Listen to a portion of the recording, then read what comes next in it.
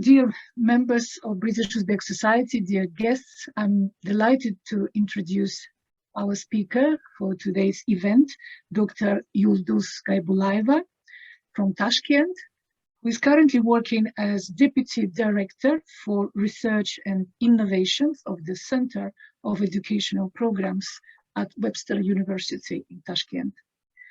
In 2019, Yulduz defended her PhD thesis on the history of clothes of Uzbek women, 19th and 20th centuries, at the National University of Uzbekistan. Her talk will be based on the research she conducted as part of her PhD thesis. Yulduz is a member of UK Association of Dress Historians.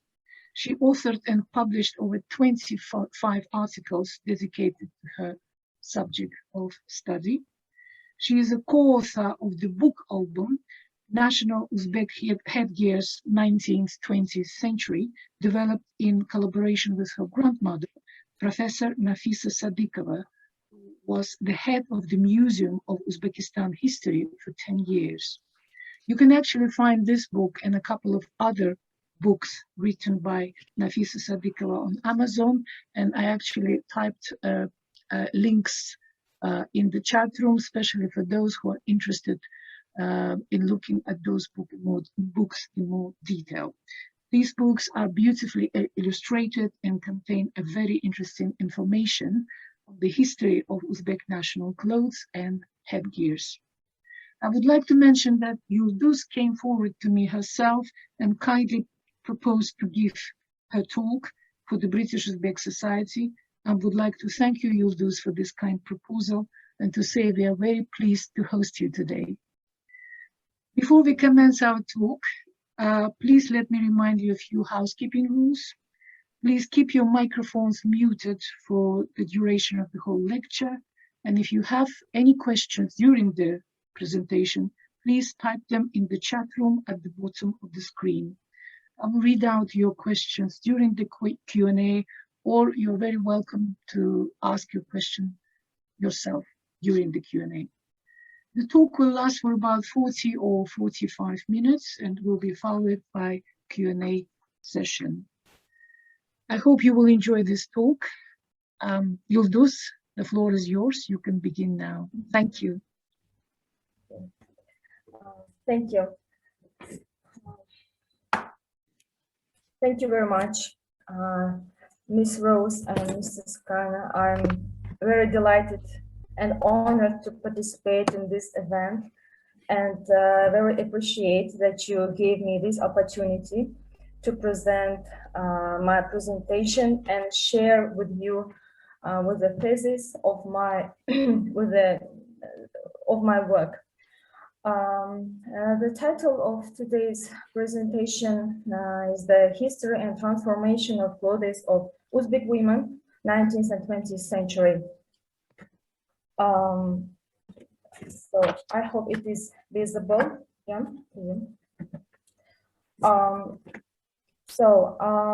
Today my presentation, there is an introduction. So I will try to talk about the formation and of traditional costume of Uzbek women, and the fabrics and the technology of manufacturing, women's clothing and its components, functional and aesthetic approaches, and the main factors that affected changes in clothing, Uzbek clothing. The Uzbek nation clothing was formed as a result of long and complex processes of the development of the material and spiritual culture of the people. The study of the national dress of Uzbek women of 19th and 20th centuries, as well as any field of folk life, is closely connected with the study of a number of important problems of history and culture. It reflects traditions having root in ethnic history, social relations, and ethnic norms. According to the clothing, one could distinguish the material and marital status, age, or joyful or sad occasions, or social status of the person. The formation of traditional costume of Uzbek women The forms of Uzbek clothing created over many centuries. Its individual elements, decorative design, and color indicate the adaptation of folk costume to the natural and climatic conditions of each region. Traditional women clothing consisted of dress, shirts, and white trousers, lozim, and several kinds of robes, mursak, kamzol, or beshmet. The most important part of the garment which women put overhead before going outdoors was yashmak, or we can say parancha, with face covering net chachvan. Also different kinds of shawls and skullcaps. So in this illustration, you can see the two types of robes. The left side is a mursak and the right side is a robe, which also there is a second name which can be named as a kamzol, and the white trousers, lozim. These costumes were the initial part, a very important part of the costume. Among the hadiths of Bukhari, there is a special book on clothing, which reflects the opinion of the Prophet Muhammad about the clothing and appearance of a Muslim. The book consists of 101 chapters, each devoted to how to dress, what color to give preference to, how to keep clothes clean, what types of fabric to wear, what types of clothing to wear for men and women. The main carriers of Muslim religious semantics were the turban, paranja, and Arabic epigraphy. Embroidered with silk or gilded threads in a perfect calligraphy manner, conveyed sayings from the Quran. In folk costume, epigraphic compositions were most often located on the edges of sleeves, skull caps, waist scarves, in places where the ornamental decor was traditionally laid.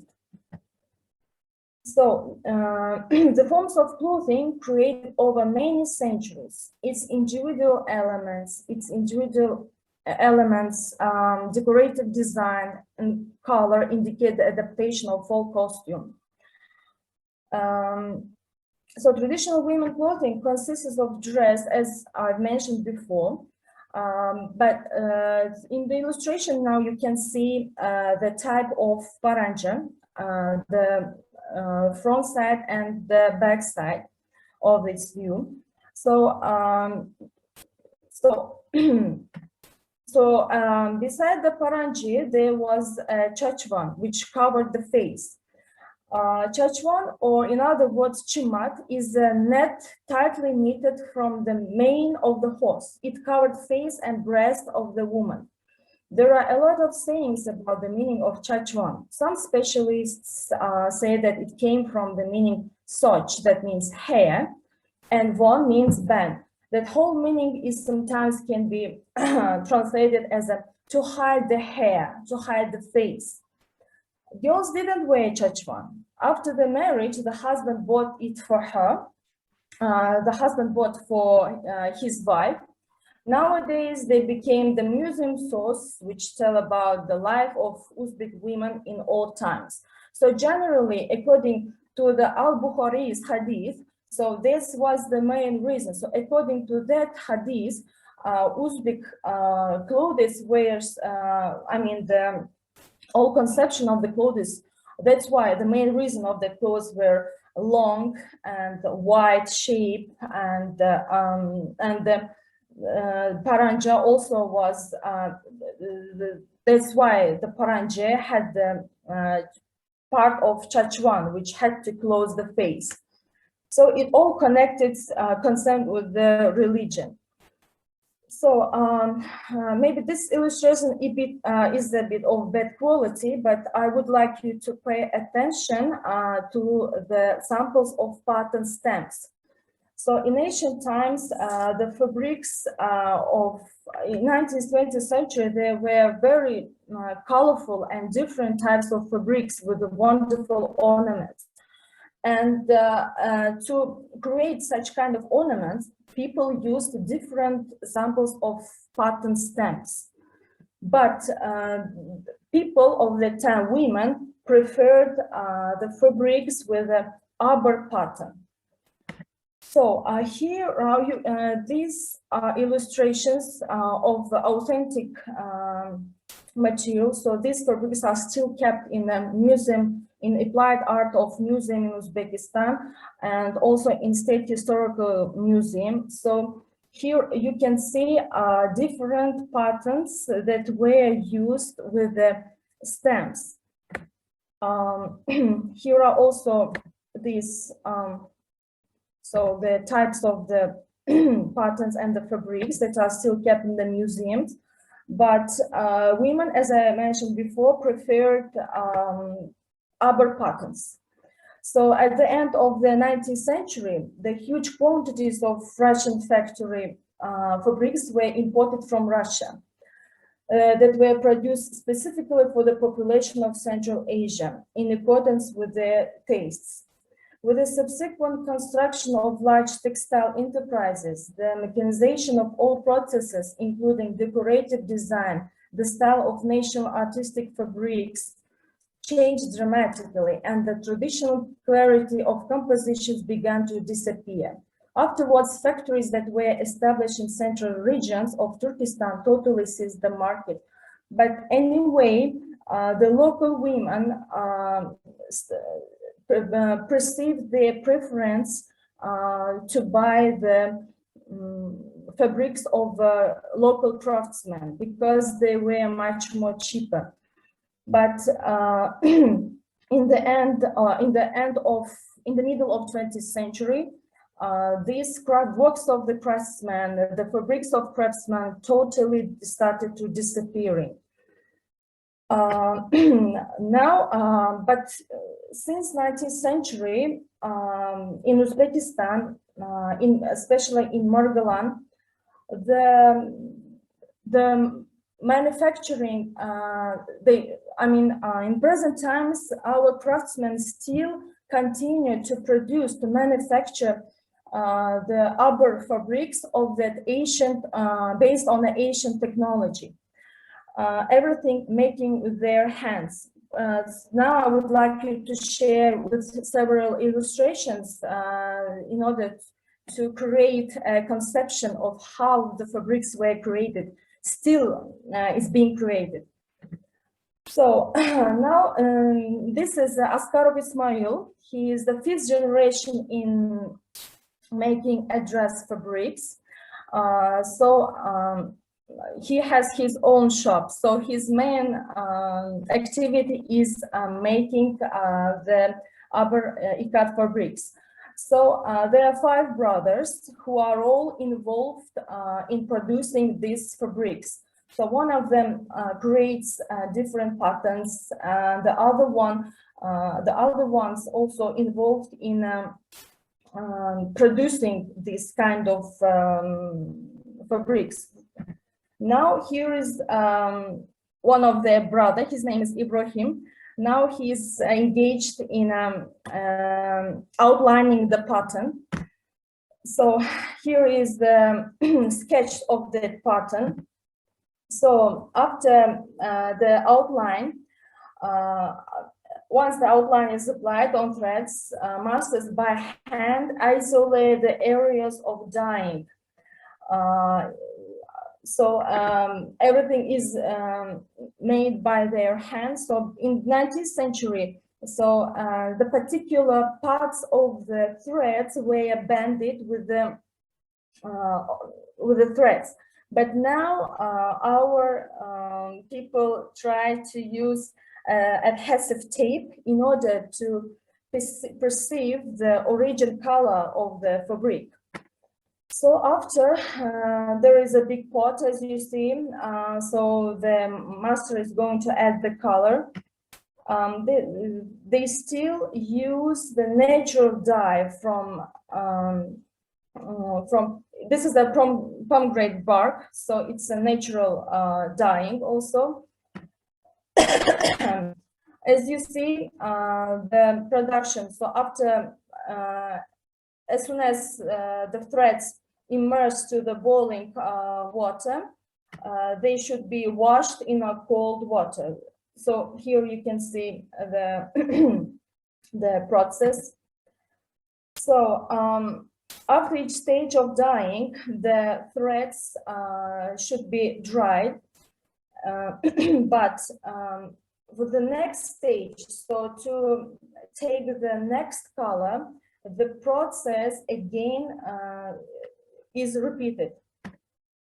So before inserting to the loom, the threads are collected by special masters who, by going through each thread with their fingers, collecting the final pattern. So after that, all this process made by men. So at the end of process, women can be only involved. So their fabrics are very famous in Uzbekistan and in Europe as well. They often have their exhibition participating with their wonderful, with their fabrics with wonderful patterns. So in 2016, there was an exhibition in Uzbekistan, in Tashkent, and also in Margalan, where this family participate in with their works. Now I would like to give information about the clothes of Tashkent city. So generally the clothes of Tashkent and Fergana were very similar, as well as Bukhara and Samarkand, Kashkadarya and Surkhandarya. So only some elements, some patterns can differ from each other, but generally they were alike.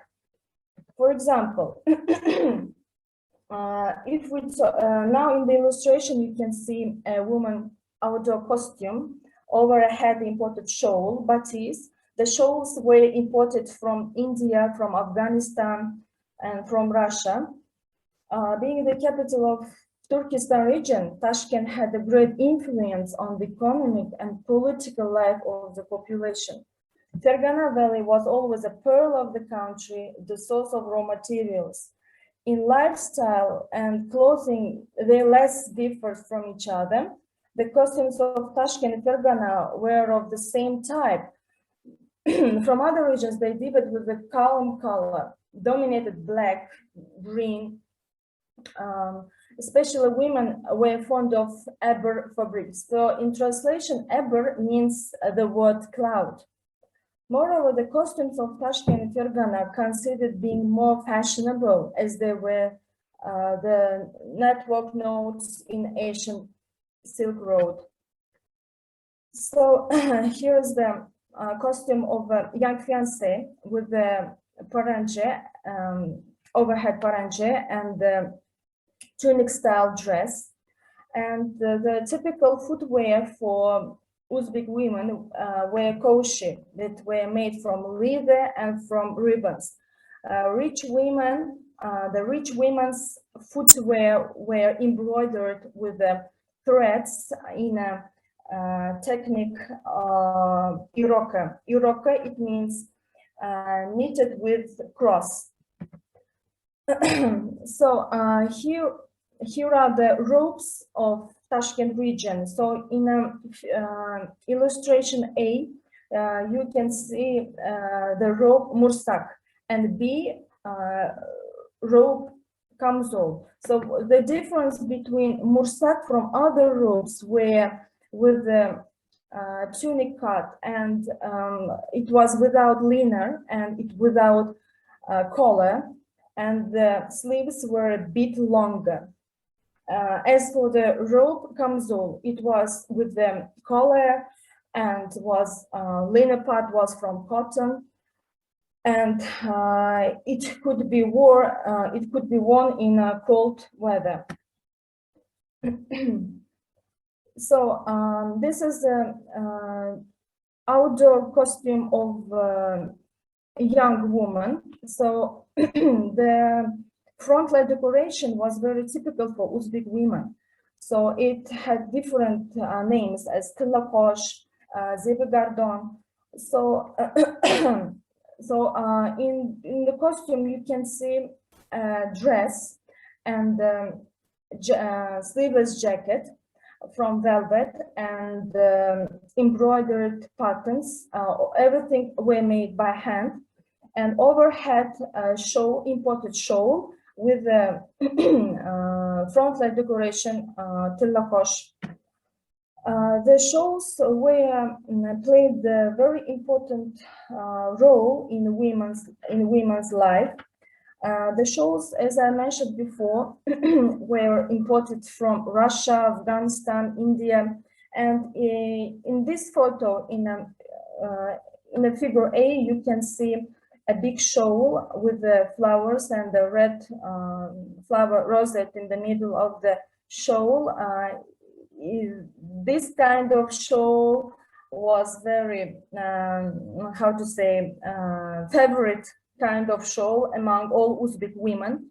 And the white one, especially young fiancé and women of old age wore such kind of shawls. So this is a method of wrapping the shawl. So at home in Fergana Valley in Tashkent, women usually wear such kind of style of wearing of the shawls only at home. So this is also the kind of wearing the shawls of middle-aged woman and young and old woman. So this kind of wearing the shawl is still preserved in villages in other regions of Uzbekistan. Young girls didn't wear shawls, they wore skullcaps. And each region still has its patterns of the skullcaps. Here in this illustration, you can see the skullcaps that are typical for Tashkent and Fergana city, Fergana Valley. So they differed with the patterns and the technique of embroidering. So as I mentioned before, I was named as iroka, as a threading in a cross. So Fergana Valley and Tashkent city, they used the particular colors in their skullcaps, as you see in the illustration. So here are the skullcaps of Fergana Valley. So generally, Tashkent and Fergana, what is still preserved. So nowadays, only where the style of wearing the shawls and the skullcaps wearing the kind of such kind of skullcaps still can be seen in the cities as well. But as for the wearing the shawls, in the middle-aged and old women still continue to wear that style of shawls, just covering their head. The next slide is about the Bukara costume. Bukhara and Samarkand, as I mentioned before, their style and the embroidery and some elements of the costume are very similar to each other. So now we will talk about it. So Bukhara was the capital of the Bukhara Khanates and the residence of the Bukara emirs. Samarkand was the capital of the Timur Empire and the Timurid state. This is probably why the national dresses of Bukhara and Samarkand differed from other regions with the luxury, splendor, grandeur, and unique gold embroidery. So, as for the, according to the, excuse me.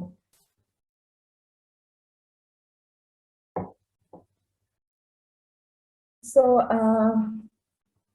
during the archaeological excavations in Surkhandarya and Kashkadarya regions, confirms that according to the mooring paintings, the origin of embroidery developed in the 4th and 6th centuries.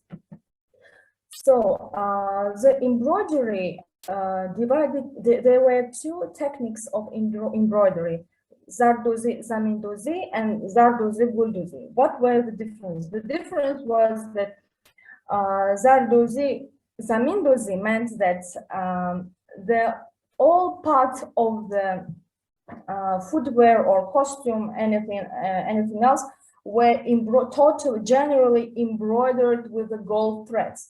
For example, in illustration A and B, you can see that all footwear embroidered with gold threads. And the other illustrations, illustration C, D, and E, you can see the technique zardozi, guldozi. That means the background of the element were from black or red velvet, and only some elements, some parts of the elements were threaded with gold threads. Another interesting thing is that each costume had very interesting elements, as I mentioned before. For example, the frontal banding, which named as peshana band. In illustration A, you can see a young Bukharian fiancé with a rope that was used technique zardozi guldozi, and the banding peshana band that was totally threaded with embroidered with gold threads.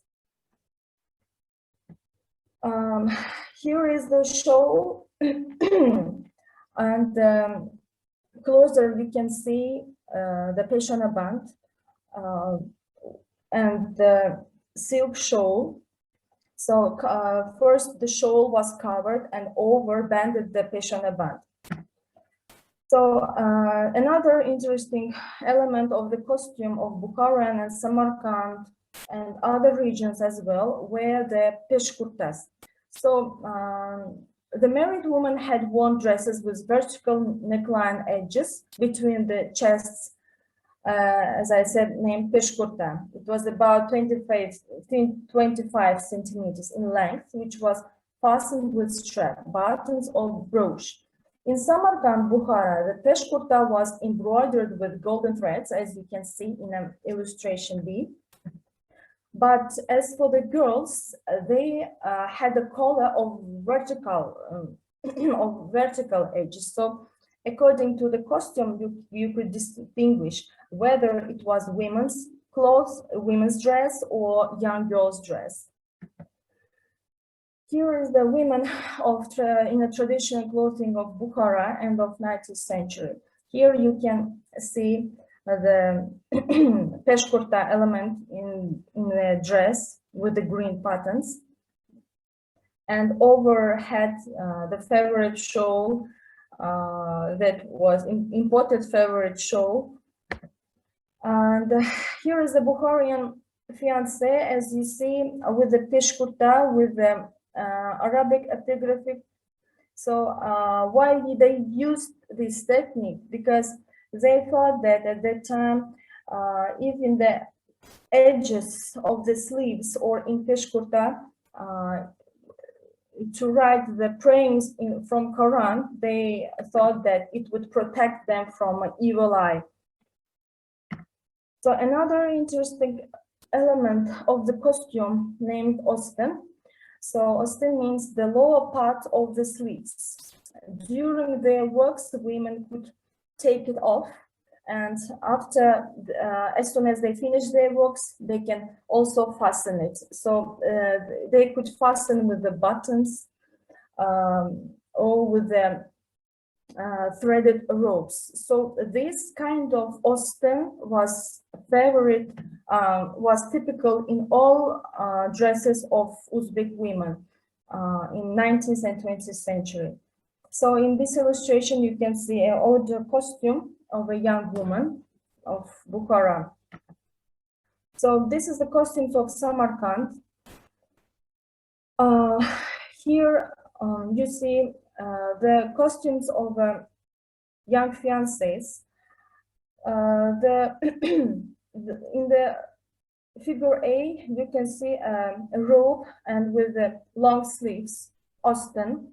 So it was very typical for women to wear several dresses at the same time over themselves. For example, before going somewhere, they liked to demonstrate their clothes, for example, and moreover, the sizes, the lengths of the sleeves were of different sizes.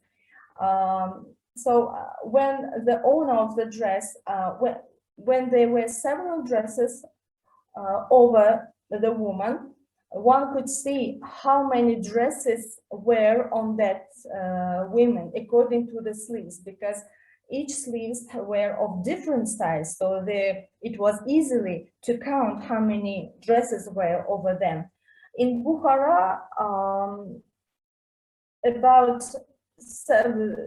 it was typical to wear, rich women could wear more than 6 to 7 dresses at the same time. So here are the shawls that were typical among fiancés and among young women of Bukhara. And here are the skullcaps. As you see, the skullcaps also embroidered in 2 techniques, as I mentioned before, in Zardozi, Zamindozi, and Gulduzi. So embroidered with all over part of the skullcap with golden threads, and other style and some elements were embroidered.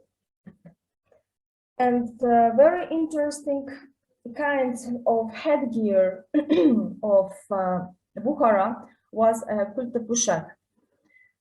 The function of kulta pushak was young ladies and fiancé could keep their braids in the pocket of the backside of that element. So it was this kind of headgear was famous in Kashkadarya and Surkhandarya as well. So here are again the skullcaps of 80s and 70s. So the next region is Kashkadarya and Surkhandarya. So as I mentioned before, the style and the cut of that clothes of Kashkadarya and Surkhandarya were also similar.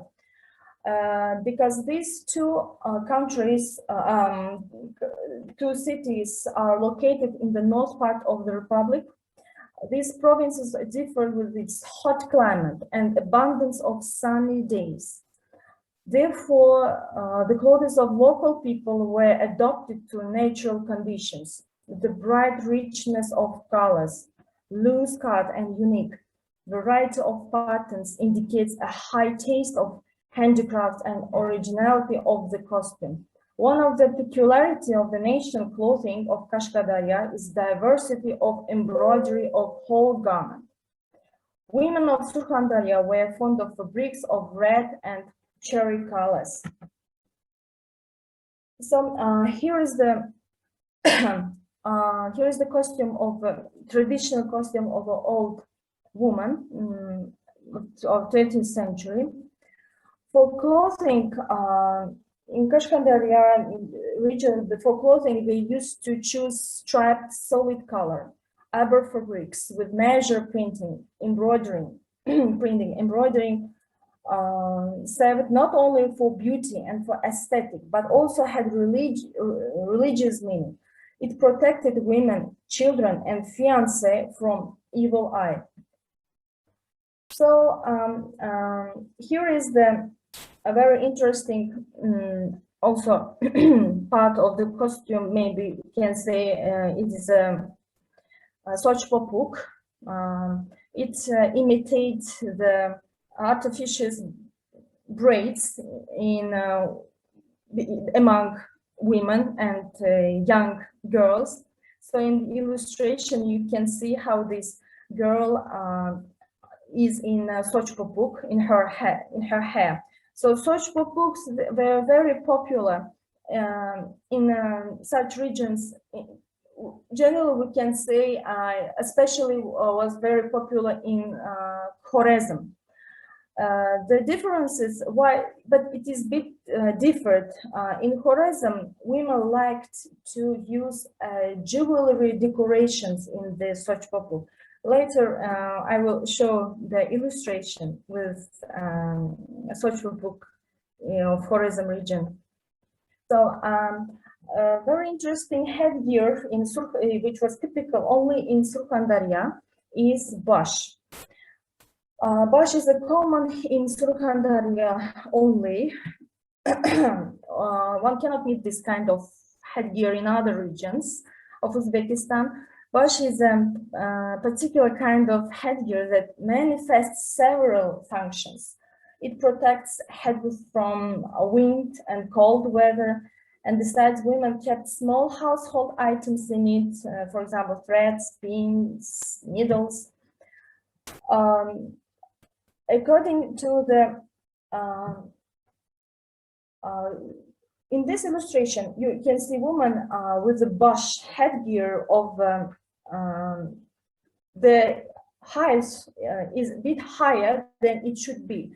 So one could distinguish if the headgear bash higher, it means the richer the owner is. So that's why people could say, according to the bash, rich bash and poor bash. If the bash was tall, they named the owner as a bai bash and rich bash. Here is the production of skullcaps in Boysun region, which is in Surkhandarya. You can see the abundance of colors and different types of skullcaps. They are all different. So this is how to say, more than 20 kinds of skullcaps. I mean, 20 kinds of ornaments can be seen in Surkhandarya region. Skullcaps in Surkhandarya region. So here are some samples of Surkhandarya skullcaps. And the skullcaps of Kashkadarya, of Shahrisabz city. You see the similarity of colors. So here is also again the peshkurta, sorry, kaltapushat,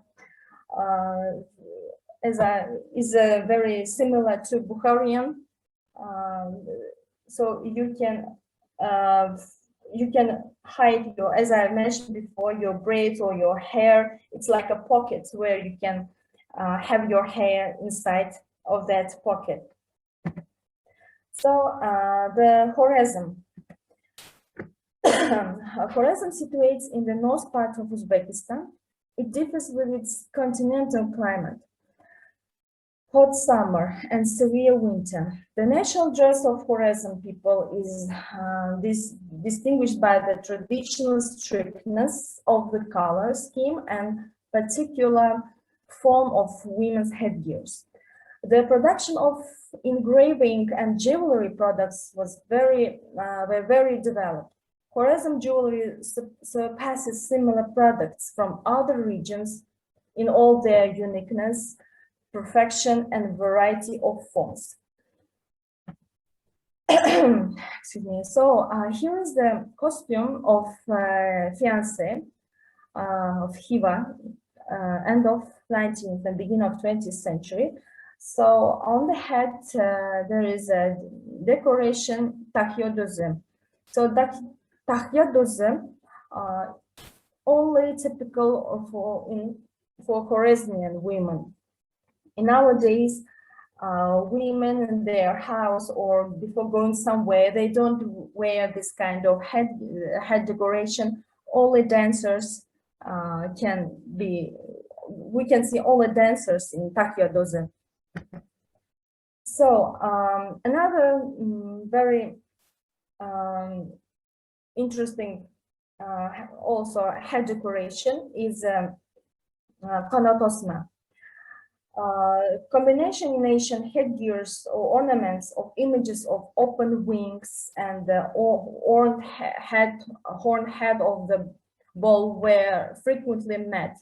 So it symbolized as the open wing symbolized as the owner of this decoration protected from, as I mentioned, from evil eyes. The people, the women from 19th, 20th century, they were very superstitious. So they tried to use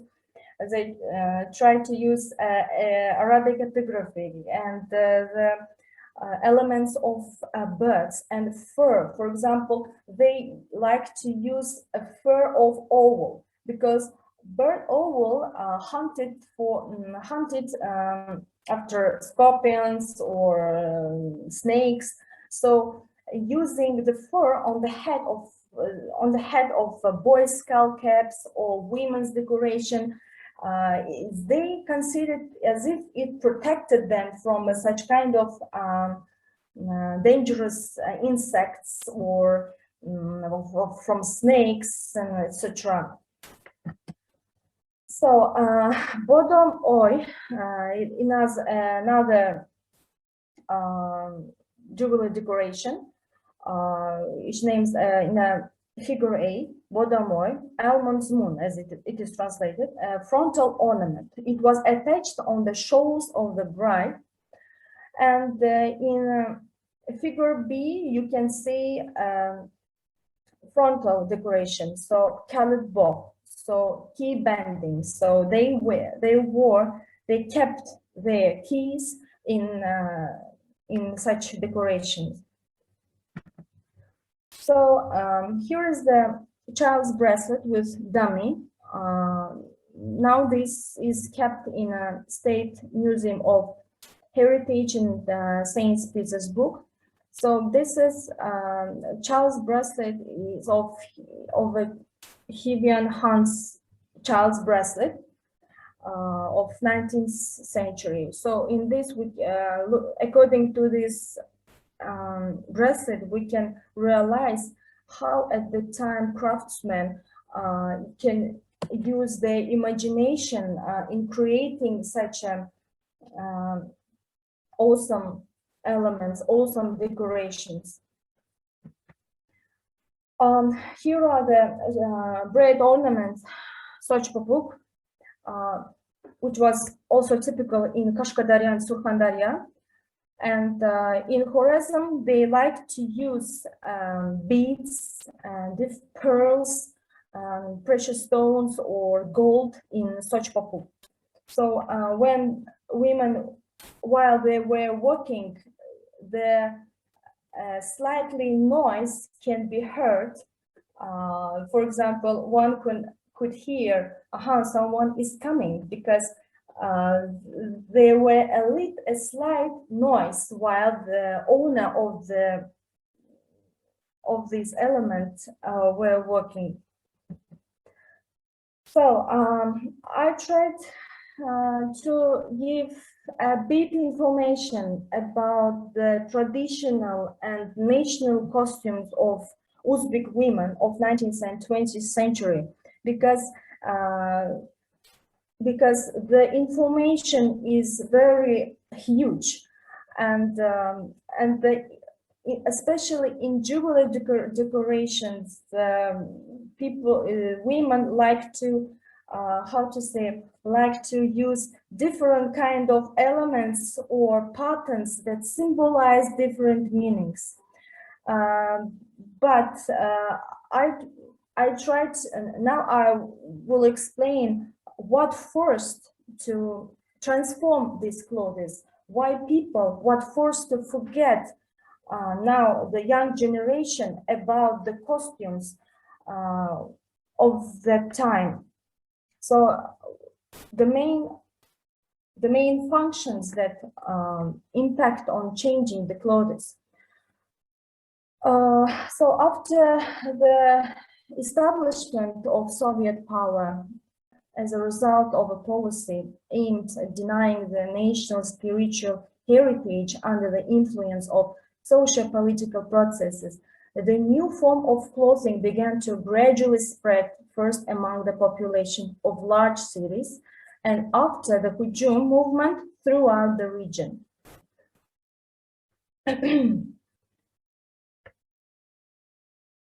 On March 8, 1927, in the squares of the cities where thousands of women were gathered, all could see huge bonfires in which paranjas and chachwans were burning. So in 1927, the burning of chachwans and yashmaks, this was planned before 30-40 years ago. So Soviet women at that time, women were very illiterate. There were too many diseases, and there were a lack of doctors. So the Soviet women came to deep villages to help to treat that children, to open different clubs where women can come to forget their household chores, to forget their hard, difficult relationship among their husbands. Not all of them, but most of them. So a little bit they tried to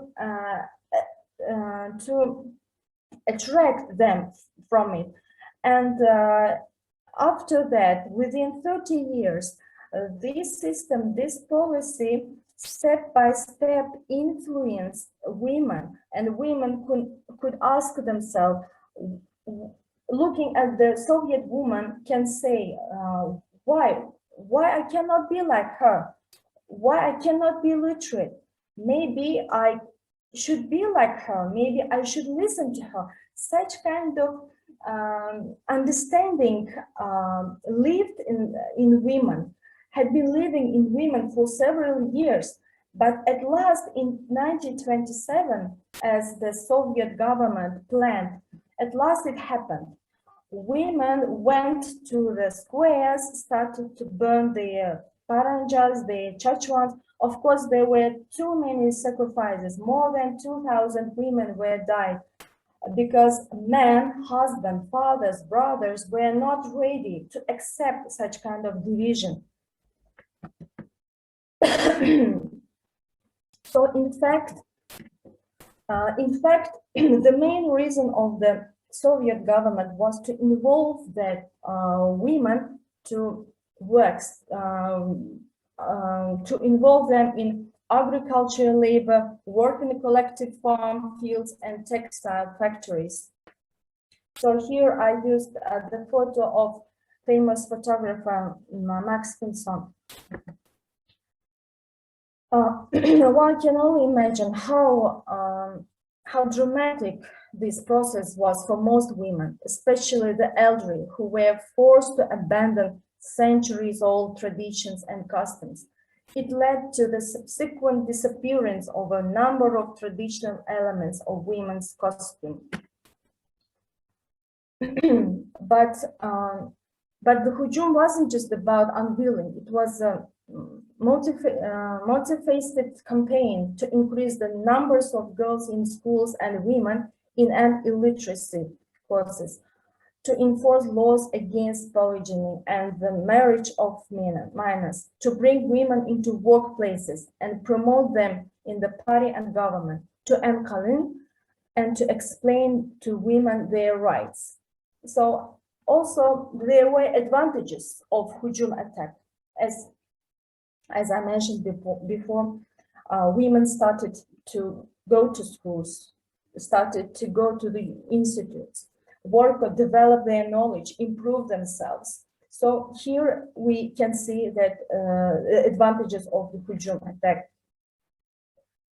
In the middle of 20th century, European clothing became widespread. The villagers mostly wore national clothes with elements of European costume. The age division was greatly influenced by the psychological factor. Young people usually quickly mastered everything new. The middle generation treated it carefully and mastered only partially. The elderly refused to wear new fangled clothes at all. Therefore, the same style was first approved as a fashionable element in the youth costume, then passed into the category of secondary and used by the middle generation, and only then were implemented into the elderly clothing. So in this illustration, we can see the fashion house, Dom Mode, as it translated into Russian, that was founded in 1949. So after the Hujum division, step by step, not gradually, but step by step, women started to change their clothes. But at that time, there were no factories, no fashion houses. So women, they had a typical cut, typical style, and to create a new model, a new start, new factories and new fashion houses helped them to create, to wear the new fashion style clothes. In the second half of the 20th century, fashion houses appeared in other major cities. Fashion designers began to determine changes in clothing style, taking into account both local features and all-union fashion. Before creating one model, designers investigated what kind of clothes were typical, were famous among local women, because they were not ready to totally change the style. So that's why such kind of investigations each 3-4 months were made within the villages. So here we can see the sketches of clothes that were made in the fashion house in 1970. So here are there were different branches in a region. For example, there is also sketches of a fashion house which was in Gulistan. If you pay attention, so the color, the upper part of the dress, the style wasn't changed. So even it is 1977. So this kind of style is still now famous among the middle-aged women and old women in Fergana Valley, in other regions, in villages of Uzbekistan. So here are the model sketches of 1980s. So the sketches of the fashion house. So you can see how step by step the clothes, the style is changes to a European style. So here is the designer Alexandra Nazarova, who worked at the fashion house. She was at the same time a model and the designer. So here are her collections. So you can see her collections using, she used the traditional Uzbek fabric, adras. And here is a fashion show in London in 60s. So the group of designers who worked in a fashion house in Tashkent came with their models, with their collections. So here is also the same show in London, the collection flight attendants. So our fashion house in Tashkent participate with these collections for flight attendants. So here are the clothes of 80s. You see that the women, they couldn't get rid from their traditional patterns. Here is the Atlas fabric and Banaras fabric stripe. So these models were all created in fashion house in Tashkent city. So here are the illustrations of the magazines that were issued in fashion house. Each year, each season, fashion house in Tashkent issued a magazine. But mostly the sketches were taken from the magazine that were issued in Moscow fashion house. So under all collections were based on that collection that were originated in Moscow. So these are the magazines of fashion house in 80s and 83. Well, so here, just now after the independence, Uzbek works of Uzbek designers step by step started to develop. They still try to perceive the elements of the traditional Uzbek clothes. So, for example, here you can see the collection of Tashkent city. So Tashkent city, as I've mentioned before, the Tashkent and Fergana, they were similar, but here we can see only Tashkent clothes. So in 2019, 2016, there was a show where all young designers participated with their collections of Uzbek traditional costumes. So now I would like to show you one by one what kind of collections were showed there. This is a Tashkent. This is also the costumes of Tashkent region. So you can see how the mursak and the robe still perceived. So the elements, for example, the edges of the linen part and the colors and the combination of colors, very professionally used. Here's a Tashkent again. So this is the costume of Surkhandarya. As you see, the abundance of colors, and as they, from 19th century, they liked to embroidery the costume, the whole costume. You see the sleeves and everywhere, and you can also see sochpopuk and the traditional headgear bash. Here is a traditional bash, is a bit closer. So here is the costume of Bukhara.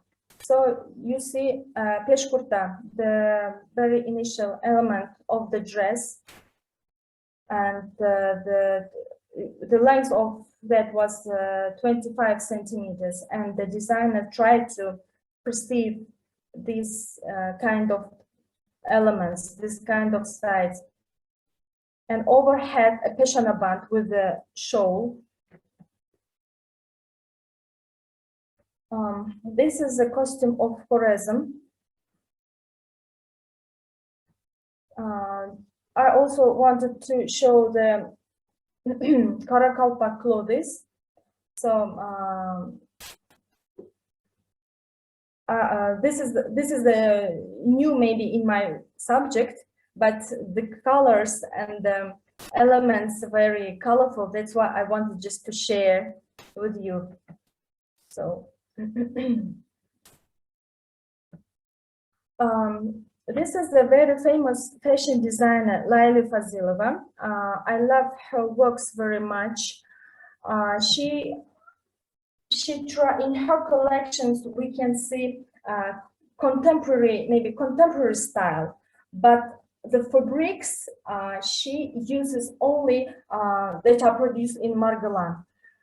So now I would like you to, moreover, her mother worked in a fashion house of Tashkent city in 70s and 60s.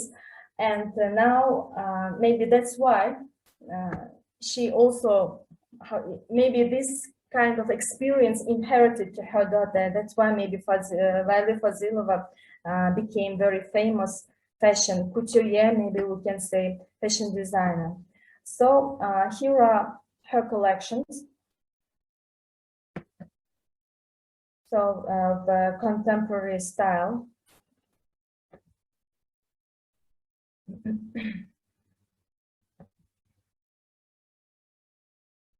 This is a how to say, a new style, only using the authentic fabrics. So she has an experience to produce different elements of interior, for example, pillows, kerchief, different kerchiefs.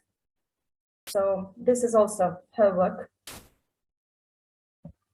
And I want to say that the fabric ikat is famous all over the world. Even the American famous designer Oscar de la Renta, he used this kind of fabrics in his collection, and I think they are very awesome and wonderful, very beautiful and very fashionable. And this is Nadezhda Slavutskaya, is a public figure, director of the International Charity Foundation, Mother Earth Vice President of International Fashion Project, World Fashion Summit. So she is also very fond of Central Asian fabrics, especially of ikat fabrics. And she, in her channel, she demonstrated how the turban can be wrapped. So she always wears turban, and her, I think 70 or 60% of her garment consists of dresses of ikat fabric, made from ikat fabrics. So thank you very much. That's all. Sorry for my English.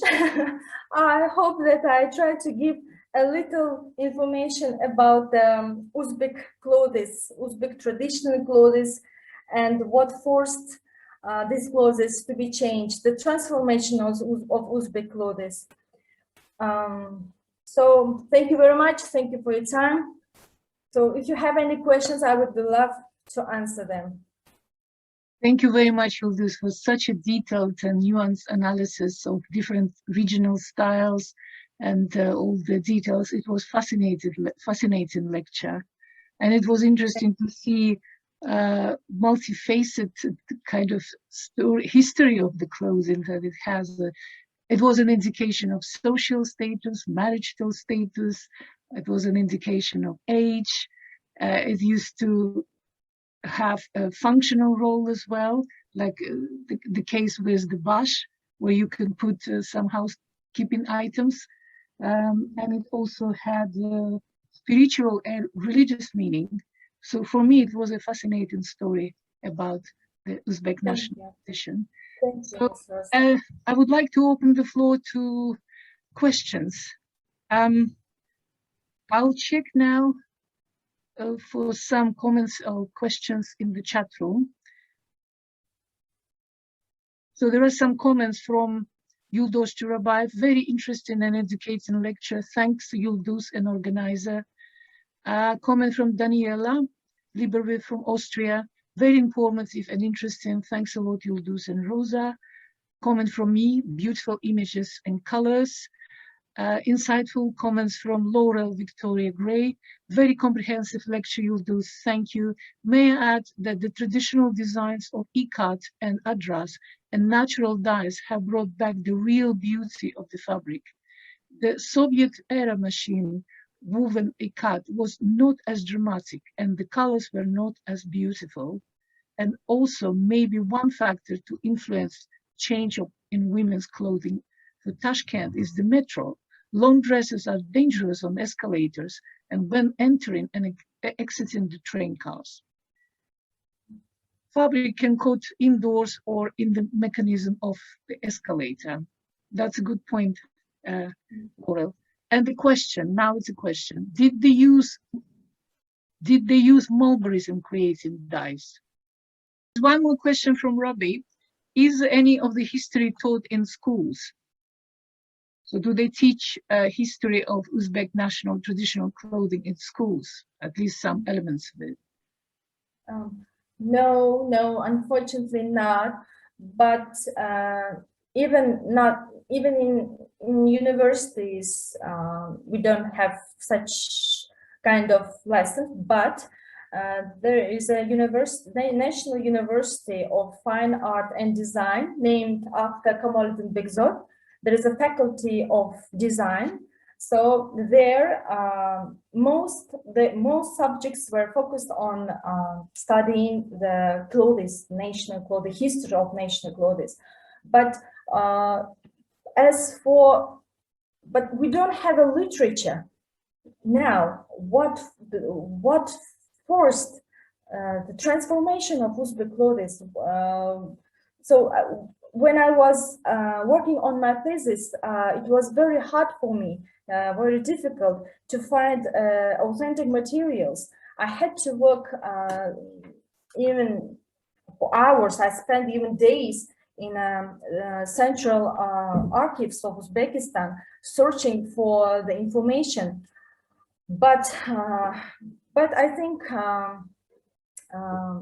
we will take a step, first steps to how to say to make or to write such kind of books, because our generation, our children in the future, they must know the real history, what kind of transformation was in end of 20th century.